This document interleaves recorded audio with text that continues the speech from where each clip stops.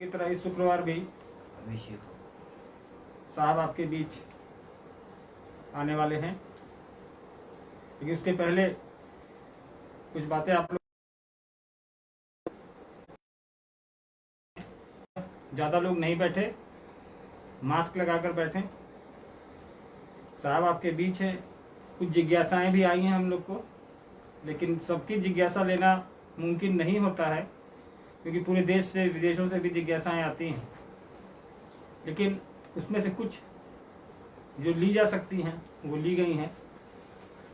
तो साहब आपके बीच आ चुके हैं, हम लोग कैमरा उनकी तरफ घुमा रहे हैं। रिजल्ट हो गया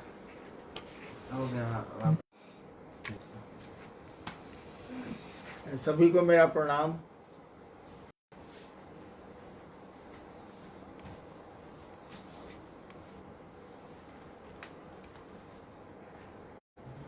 मेरे साथ दिक्कत है कि मैं आपको देख नहीं पा रहा। आपको ये सुविधा है कि आप मुझको देख पा रहे होंगे।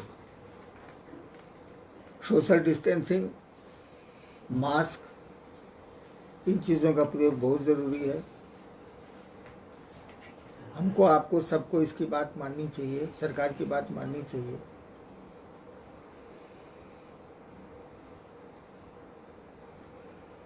पिछले शुक्रवार को मैं थोड़ी देर के लिए आपसे मुखातिब हुआ था और मैंने कहा था कि अगले शुक्रवार को मैं फेसबुक पर आपके समक्ष आऊँगा। मुझको तो फेसबुक चलाना नहीं आता, मेरे मोबाइल में फेसबुक है भी नहीं। अन्नू बाबू का मोबाइल है, उसी पर फेसबुक हो रहा। कोविड-19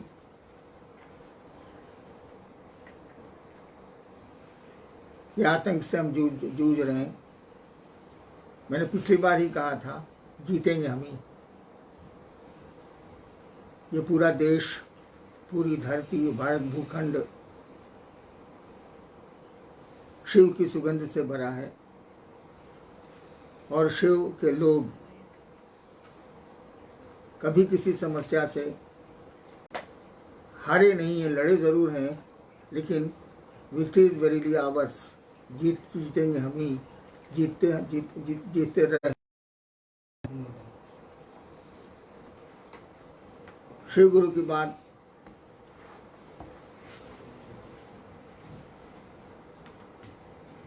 सन 1980 से चल रही है, अब तो व्यापक हो चली है, देश विदेश सारी जगहों पे। एक बात समझनी होगी, एक बात पे ध्यान देना होगा। ये शिव चर्चाएं जो चल रही हैं, अभी तो लॉकडाउन में बंद है, 30 जून तक बंद भी रहेंगी सभी चर्चाएं।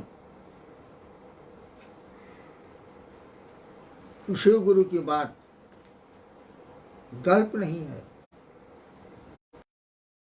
मात्र बातचीत और वार्तालाप नहीं है,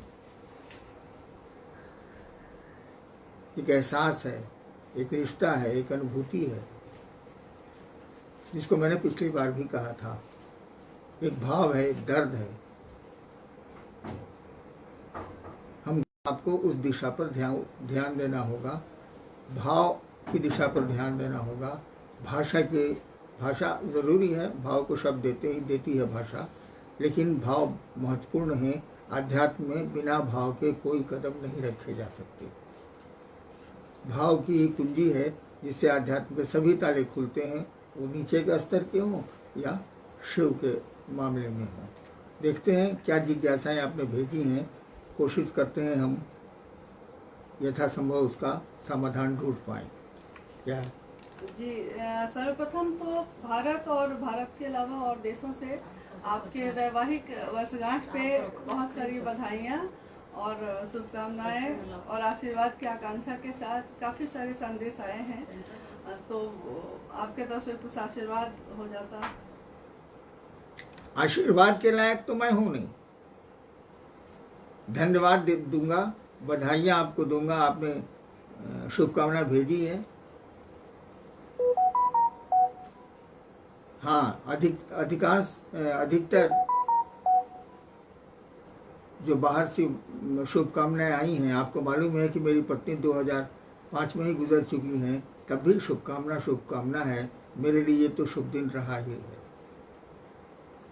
जी, अरुण सुनैया है बिहार से। मैं यह जानना चाहता हूँ कि गुरु हमारे प्रारब्ध में लिखे कर्म फलों को काट सकते हैं या नहीं। पहले प्रारब्ध को समझिए। सवाल है कि गुरु हमारे प्रारब्ध को काट सकते हैं कि नहीं। अगर प्रारब्ध को नहीं काट सकते तब तो लाखों लोग हैं जो अपने प्रारब्ध, अपने कर्म बंधनों के अंतर्गत चल रहे हैं। गुरु अगर प्रारब्ध को नहीं काट सकते, प्रारब्ध का अर्थ हुआ, इसके दो अर्थ होते हैं। एक तो हुआ संचित कर्म जो हमने पहले कभी किया है और जिसका फल अभी बाकी है।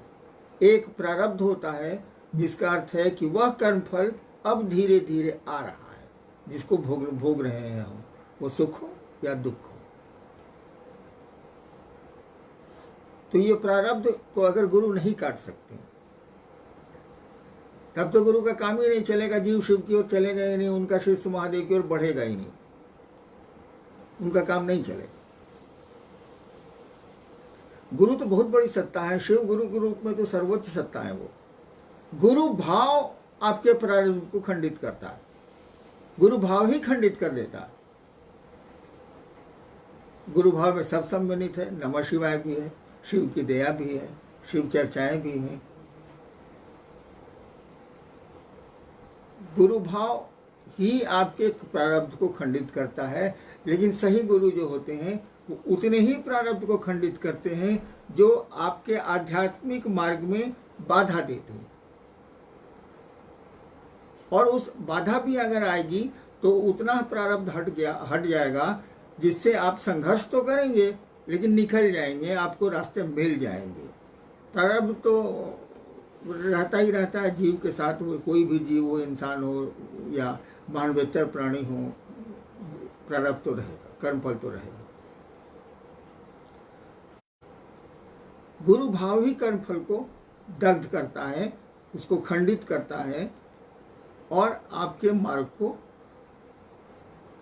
प्रशस्त करता है कि शिष्य उस मार्ग पर चल सके और कर्मफल यानी प्रारब्ध उसको उस दिशा में बाधा कम दे। ऐसी बाधा तो नहीं ही दे, अवरोध ऐसा है नहीं दे कि हमारा आपका आगे बढ़ना, उन्नयन होना हमारा आपका रुक जाए।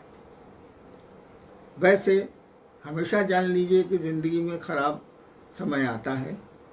जब भी आप चलते हैं सड़कों पे तो ख़राब सड़कें आती हैं आपके मंजिल तक और उन सड़कों से गुजरना पड़ता है। मैं मानता हूँ कि अगर ट्रैक्टर से ख़राब सड़कों पर गुजरें आप तो आपको परेशानी ज़्यादा होगी, शरीर की थकान बढ़ेगी। लेकिन उन्हीं खराब सड़कों में अगर अच्छी गाड़ी से गुजरें, स्कॉर्पियो से गुजरें, बोलेरो से गुजरें, अच्छी गाड़ी से गुजरें तो आपको जर्क कम होगा। ये महसूस होगा कि रास्ते खराब हैं, लेकिन शरीर में दर्द कम होगा, थकान कम होगी। मैंने कहा जिंदगी में शिव की सवारी ले लो, शिव की सवारी ले लो। वो खराब सड़कें जब आएंगी तो आपको महसूस होगा कि खराब समय जा रहा है, असुविधाएं हो रही हैं, परेशानियां हो रही हैं, लेकिन आपकी गाड़ी धीरे धीरे धीरे धीरे हिचकोते खाते निकल जाएगी। आपका एहसास थोड़ा कम हो जाएगा, दर्द थोड़ा कम हो जाएगा। तो ये याद रखिएगा, गुरु प्रारब्ध को खंडित करते हैं, नष्ट करते हैं, दग्ध करते हैं। गुरु तो बहुत ऊपर की सत्ता है, गुरु भाव ही उसको नष्ट कर देता है, कम कर देता है। लेकिन सारे प्रारब्ध खत्म नहीं होते। जिन प्रारब्धों को भोगने की विवशता हमको आपको है, जो हम नहीं चाहते हैं भोगना, वो खंडित होते हैं, बाकी प्रारब्ध खंडित नहीं होते। जी, भाई विष्णु देव जी हैं जॉर्डन से। मेरे कहने से कोई शिव की दिशा में नहीं चल पाता है, इसका कारण क्या है और इसका समाधान क्या है? साधारण सी बात है, कितने पुत्र हैं जो पिता की बात पे चलते हैं? हम आप बड़ों की कितनी बात मानते हैं? तो हमारे आपके कहने से कोई शिव की ओर थोड़ी देर मुखातिब हो सकता है, थोड़ी देर वो प्रेरणा प्रेरित करने से वो शिव की ओर चल सकता है, लेकिन चल नहीं पाता है वो। चलेगा नहीं वो। श्मशान वैराग्य का नाम हमने आपने सुना है। श्मशान में जब हम लोग किसी की लाश जाते हैं, वो परिजन हो या जो हो, तो वहां लगता है कि सब कुछ यहाँ बेकार है। और फिर श्मशान से जैसे बाहर हम आप निकलते हैं, सारी चीजें भूल जाते हैं। दुनिया के बाउंडर में मन बहुआता घूमता। तो शिव चर्चाओं का अर्थ ये नहीं है कि आप भाषण दे रहे हैं, संभाषण कर रहे हैं आप लोगों के बीच, या किसी को समझा रहे हैं या समूह को समझा रहे हैं। जब तक आपके शिव चर्चा में शिव भाव से उस व्यक्ति को या समूह को जोड़ने की मंशा नहीं होगी, तब तक ये चर्चाएं बहुत प्रभाव नहीं डालने वाली हैं। कहीं समझिए इसको कि आदमी वक्ता नहीं है, बकर बकर कर रहा। भोजपुरी में है ना, बकर बकर करता, बकर बकर कर रहा। शिव चर्चाओं में शिव भाव अगर निहित नहीं है, हमारे आपके मन में शिव के प्रति अगर लगाव जुड़ाव नहीं है, वो भाव हम लोगों के मन में नहीं है, तो हमारी आपकी शिव चर्चा थोड़ी देर के लिए आकर्षित कर सकती है। सुंदर शब्द हो, शब्दों का सुंदर जाल हो, सम्मोहक शब्द हो, तो भले हो सकता है कि 1-2 लाख आप भीड़ जुटा लें, कोई दिक्कत नहीं है। आम जनता, भोली भाली जनता तो पहुंच ही जाएगी शिव नाम पर, शिव की चर्चा के नाम पर, लेकिन उसका प्रभाव उनके अंतर्मन पर बहुत कम पड़ता है, नहीं के बराबर पड़ता है। जब आप शिव भाव से चर्चा करेंगे, जब ये सोच के करेंगे कि मेरा गुरु, मेरा महादेव, उस सुनने वाले का भी महादेव हो जाए, तब ये चर्चा प्रभाव डालेगी। हमेशा याद रखिए, शिव चर्चाओं में शिव भाव अगर अंतर्निहित नहीं है, शिव भाव से ओतप्रोत अगर शिव चर्चा नहीं है, तो इस शिव चर्चा का कोई अर्थ नहीं है, इसका कोई मानी नहीं है, इसका प्रभाव भी बहुत क्षणिक होता है। जी, भाई अजय अग्रवाल है कटिहार बिहार से। क्या शिष्य को गुरु आदेश और उसके पालन में विचार और समीक्षा करने का हक है? बिल्कुल साधारण सी बात है। गुरु आदेश पर, जो भी गुरु ने आदेश दिया हो, हमारे आपके गुरु ने जो भी कहा हो, शिव तो कुछ अपने शिष्यों को कहते नहीं हो, उस आदेश पर अगर आप उसके कार्यान्वयन पर विचार करें तब तो ठीक है, लेकिन उसके औचित्य पर क्या कहा गुरु ने, सही है कि गलत है, यह विचार करने का हमको आपको अधिकार नहीं है, और हमको आपको इतनी समझ भी नहीं है। हम तो अपनी समझ से करेंगे, हम तो अपनी बुद्धि से करेंगे, लेकिन गुरु जो कहते हैं उनको बहुत दूर तक दिखता है। सुना है आपने, कहा जाता है कि जीवात्मा 10,000 साल के बाद, जीवात्मा 10,000 साल के बाद क्या सोचेगी, शिव जानते हैं। वो जो आदेश देते हैं उस बहुत वो लंबा होता है, बहुत लंबा समय लेके चलता है जीव के लिए, इसीलिए उसकी समीक्षा करना, आदेश की समीक्षा करना बिल्कुल गलत है। ऐसा स्वभाव शिष्य का नहीं होना चाहिए। शिष्य शब्द की व्याख्या देखिए, शस धातु से बना, जिसका अर्थ होता है शासन, प्रशासन, अनुशासन। शिष्य वही है जो गुरु के द्वारा अनुशासित होने योग्य हो। शिष्य यानी कोई गुरु होगा। शिष्य वही है जो गुरु के द्वारा अनुशासित होने योग्य हो, यानी गुरु ने कहा आम ले आओ तो आप इमली ले आ रहे, गजब वाले आपका। गुरु ने कहा शिव चर्चाएं करो, इस उद्देश्य से करो कि लोग, तुम भी शिव से जुड़ो, दूसरे भी शिव से जुड़े। हम आप शिव चर्चा करते हैं पैसे के लिए, सम्मान के लिए, सुविधा के लिए, ऐशो आराम के लिए।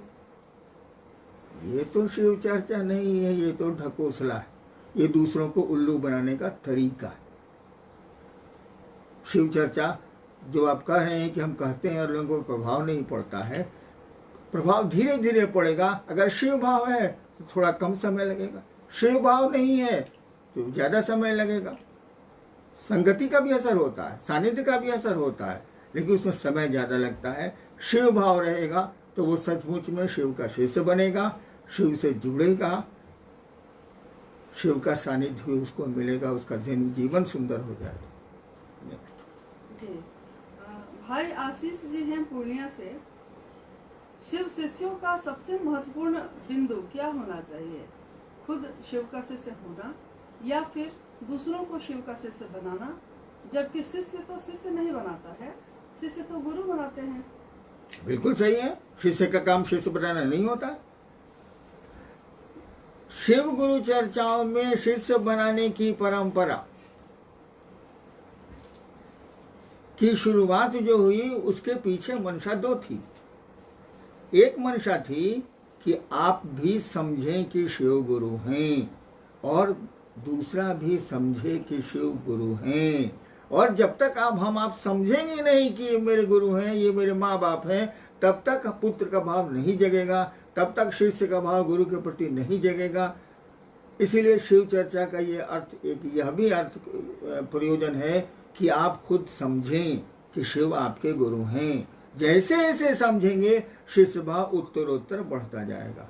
और जब तक नहीं समझेंगे कि शिव आपके गुरु हैं, जब तक ये बात विचार में रहेगी, जब तक ये विचार घनीभूत नहीं होता है कि शिव मेरे गुरु हैं, ये समझाने से होता है। अरब में कहावत है, जो बात नहीं समझ पाते हो दूसरे को समझाओ।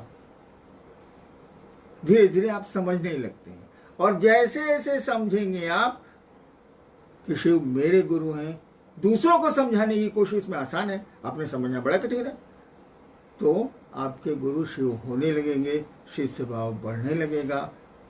इसीलिए शिव गुरु चर्चा का विधान है। अभी तो लॉकडाउन है, 30 जून तक हमने कहा कि कोई चर्चा नहीं होगी।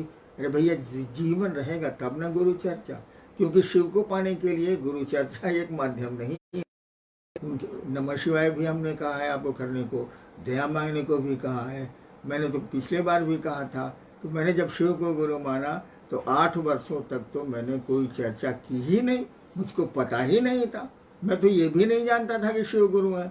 मैंने भगवान शिव को गुरु समझ के गुरु अपना बना लिया, और 8 वर्षों तक तो मैंने कुछ कहा नहीं। जब मुझको लगा कि शिव कमाल के गुरु हैं, अनुपम गुरु पद है इनका, जो मेरे साथ हुआ, तब मैंने लोगों को धीरे धीरे कहना शुरू किया कि भैया महादेव को गुरु मानिए, उनको अपना गुरु मानिए।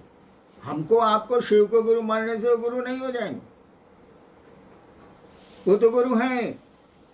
हमको आपको ये मान लेने से कि स्कूल चलता है, हम आप उसका ज्ञान नहीं ले पाएंगे।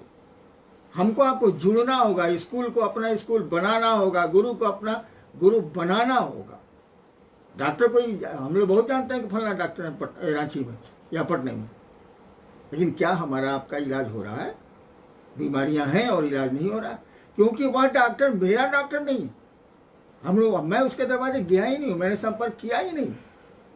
ठीक उसी तरह शिव तो गुरु हैं, आप मानिए चाहे मत मानिए, तो गुरु रहेंगे, आदिकाल से हैं, अनंत काल तक रहेंगे। ईश्वर ही तो गुरु कैसे नहीं? उनको अपना गुरु बनाना होगा। और एक बात जान लीजिए, जो सबका होता है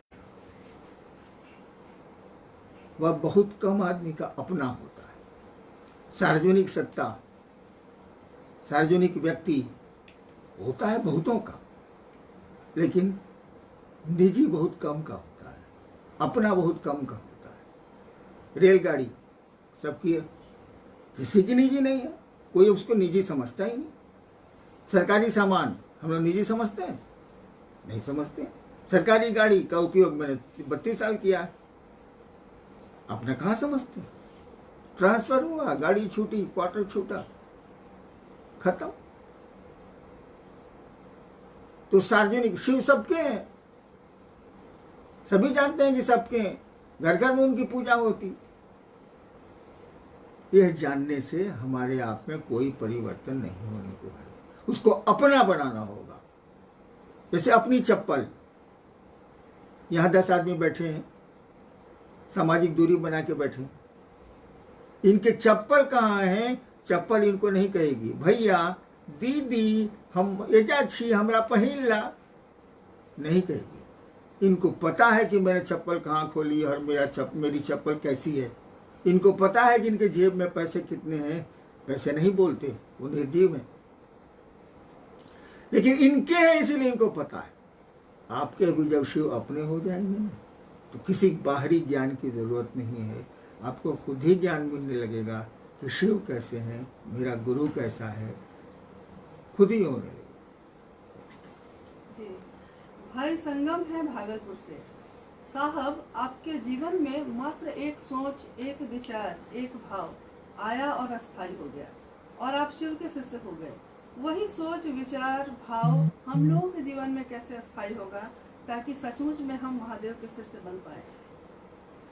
इसका सही उत्तर तो बड़ा मुश्किल है।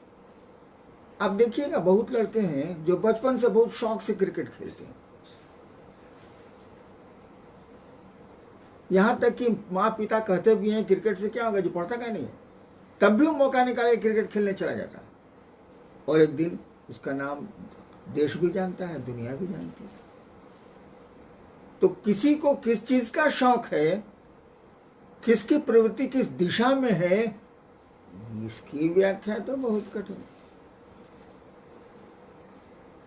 ये मुझको बचपन से ही था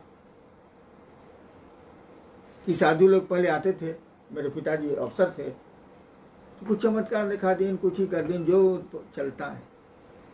मुझको लगता था कैसे करता है, नहीं बुझाता था तो उसको मैं उससे लड़ जाता था, ठगा।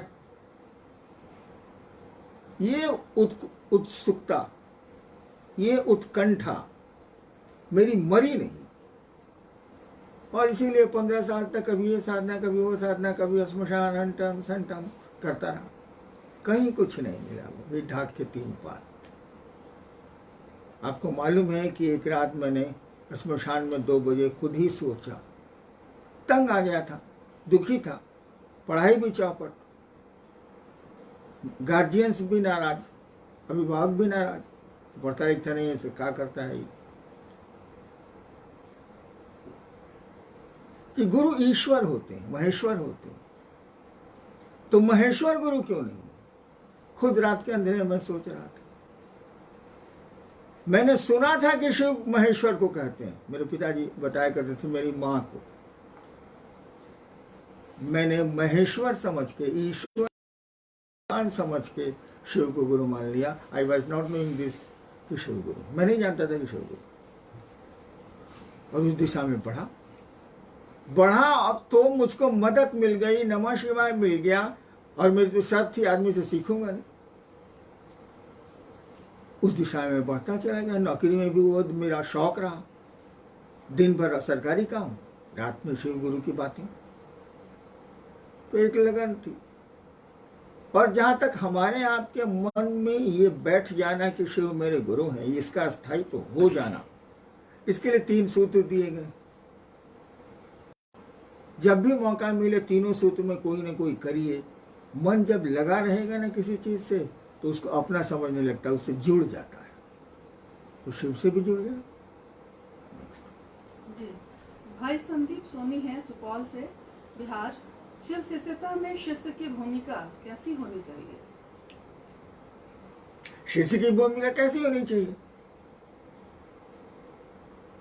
अभी मैंने कहा कि जो गुरु द्वारा अनुशासित होने योग्य हो, जो गुरु की मंशा है, वैसा हम आप करें। और शिव का जो जो आचरण संसार में है, हमको आपको कोशिश करनी होगी कि वैसा आचरण हम आप प्रस्तुत करें। धीरे धीरे ये आदत आपकी बन जाएगी, स्वभाव बन जाएगा। आदत हमको आपको डालनी चाहिए। देखिए, शिव सांप को भी रखते हैं, चूहे को भी रखते हैं, बैल को भी रखते हैं, बाघ को भी रखते हैं। वहां कोई अंतर नहीं आता है। शिव भाव की परिधि में लोग अपना जन्मजात गुण छोड़ दे रहे हैं। सांप चूहे को खाता है, बाघ बैल को मारता है, मोर सांप को खाता है। शिव परिवार में सभी, तो हमको आपको भी ऐसा ही आचरण करना चाहिए, ऐसी ही कोशिश करनी चाहिए।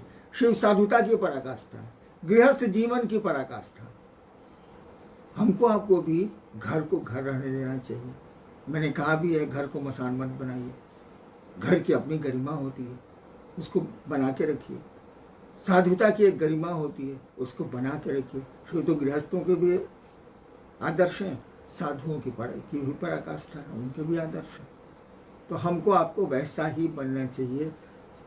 असामाजिक कृत हमको आपको शिव मार्ग में, शिव शिष्यता के मार्ग में कठिनाई उत्पन्न करेंगे उसको छोड़ना चाहिए।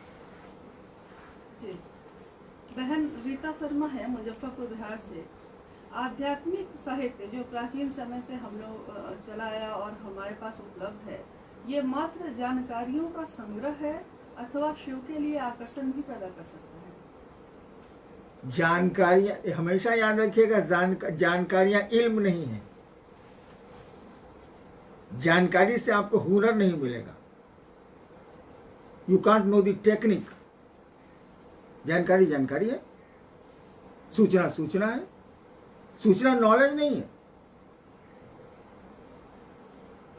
तो जानकारियों से थोड़ा भाव तो जगता है। शिव के बारे में जानकारी बढ़ी, अगर मन को अच्छा लगा थोड़ा भाव बढ़ता है, लेकिन वो क्षणिक होता है। जब तक नहीं आपको करेंगी। वो पानी का टंकी देखा है जो छत पर लगी रहती है, पानी की टंकी है, 2-3 नल से उसमें पानी भर दीजिए। वो उपनिषद का नल हो, पुराणों का नल हो, समाज से सीखा नल, ज्ञान का नल हो, शास्त्रों का नल हो, ग्रंथों का नल हो, सबसे पानी टंकी में भर दिया है आपने, जानकारी आपको हासिल हो गई। ये पानी शुद्ध नहीं है, कुछ दिनों में सड़ जाएगा। भले लोगों के बीच आप उस पानी का नल खोलेंगे तो लोग कहेंगे उपनिषद का बहुत ज्ञान है, शास्त्रों का भाई साहब को बहुत ज्ञान है, ग्रंथों का इनको बहुत ज्ञान है, भजनों का इनको बहुत ज्ञान है, लेकिन पानी सड़ गया है। दूसरे पिएंगे तो हानि करेगा वो जल। शुद्ध जल लाने की कोशिश करिए। कुएं का जल जितना निकलता है उतना ही नया जल भीतर से फूटता है, भीतर से आता है। हम सब जानते हैं। गुरु आपको कुआं बनाते हैं, गड्ढा नहीं बनाते, पानी की टंकी नहीं बनाते। जानकारियाँ ठीक हैं, लेकिन जानकारियाँ कहीं जमा हो गई तो वो सड़ांध पैदा करेगी। समाज के लिए कोई लाभ इससे नहीं होगा। नीति श्लोक बन के जी। अब मैं नहीं बोलूंगा। आप सबों को मेरा प्रणाम। अगली बार बंद कर दिए, अगली बार शुक्रवार को ही आऊँगा, लेकिन अब 1 बजे नहीं, 1:30 बजे 31 में। सबको मेरा बहुत बहुत प्रणाम।